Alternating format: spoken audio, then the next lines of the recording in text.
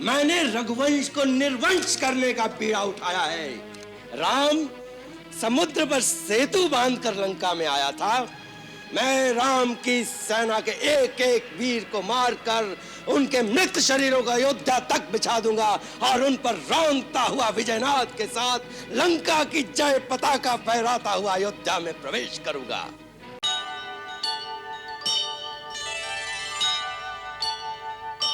एक राजा ने किसी को वचन दिया कि जो मांगे वो दूंगा, और मांगने वाले ने वो वचन मांगा है जिससे राजा को अपने सबसे प्रिय पुत्र का बलिदान करना पड़ रहा है।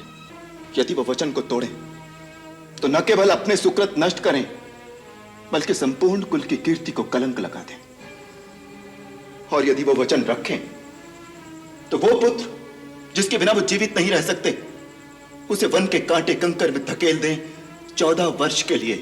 तुम उनकी पीड़ा क्यों नहीं समझते? उनकी अवस्था आज उस घायल शेर की तरह है जो किसी शिकारी के जाल में फंस गया है, और ऐसे असहाय शेर पर तुम अपने तीर चलाकर अपनी वीरता दिखाना चाहते हो। धिक्कार है ऐसी वीरता पर।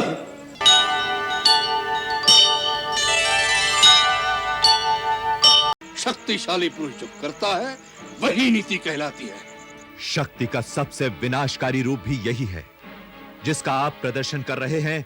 यही विनाश का मूल है राजन। तुम नीति की बातें करते हो और इतनी नीति भी नहीं जानते कि राजा के सामने तर्क नहीं करते। ऐसा राजा जो अपने हितैषियों की सम्मति सुनने को तैयार नहीं होता वो स्वेच्छाचारी आतताई कहलाता है और अंततः नाश को प्राप्त होता है।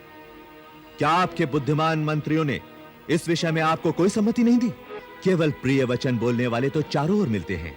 अप्रिय परंतु हितकारी कहने और सुनने वाले दोनों दुर्लभ होते हैं। सुलभा पुरुषा राजन संतता प्रियवादिनः अप्रियश्च पश्यश्च श्रोता वक्ता च दुर्लभः।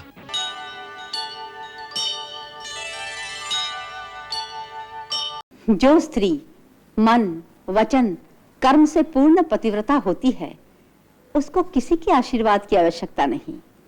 देवता भी उससे डरते हैं और भगवान तो स्वयं उसकी आज्ञा के अधीन होते हैं। पति के कर्तव्य पालन में स्त्री को उसकी सहधर्मिणी बनकर उसका साथ देना चाहिए। स्त्री को चाहिए कि पति के माता पिता का सम्मान करे।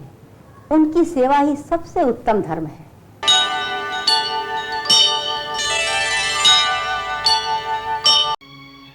पत्नी का धर्म होता है पति की कर्तव्य पूर्ति में उसका साथ देना, उसके उत्साह को बढ़ाना, न कि अपने मुंह से उसे निर्बल करना। पति पत्नी का संबंध तो जीवन मरण का होता है।